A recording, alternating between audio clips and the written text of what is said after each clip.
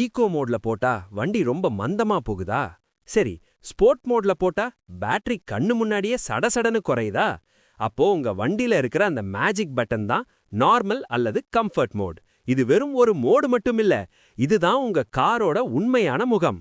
அது ஏன் தெரியுமா? வணக்கம் நண்பர்களே.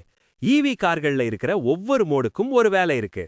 ஆனா பல பேர் குழப்பறது இந்த நார்மல் மோட்ல தான். இது பேட்டரிய காப்பாத்துமா இல்ல காரை வேகமா ஓட்ட உதவுமா? இதோ தெளிவான விளக்கம். 1. சமநிலையான பவர். ஈகோ மோட்ல ஆக்சிலரேட்டர் மிதிச்சா வண்டி லேட்டா தான் ரியாக்ட் பண்ணும். ஆனா நார்மல் மோட்ல அப்படி இல்ல. நீங்க எவ்வளவு மிதிக்கிறீங்களோ அவ்வளவு பவர் உடனே கிடைக்கும். அதாவது ஒரு மேனுவல் கார் ஓட்டுற அதே லீனியர் ஃபீல் உங்களுக்கு கிடைக்கும். டிராஃபிக்ல வண்டிய முந்துறதுக்கு இது ரொம்ப வசதியா இருக்கும்.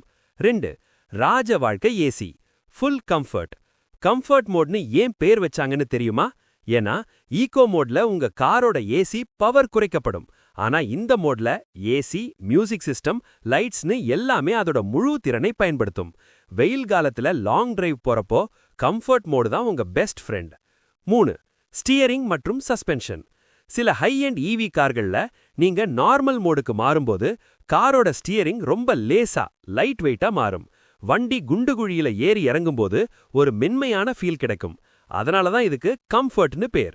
4. ரேஞ்ச் குறையுமா? நிச்சயமா ஈகோ மோட விட இதுல ரேஞ்ச் கொஞ்சம் குறையும். ஆனா ஸ்போர்ட் மோட் அளவுக்கு உங்க பேட்டரியை இது காலி பண்ணாது. சொல்லப்போனா 80% டிரைவர்கள் சிட்டிக்குள்ளேயும் சரி, ஹைவேலையும் சரி, இந்த மோட்ல ஓட்டுறது தான் காருக்கும் நல்லது, உங்களுக்கும் நிம்மதி.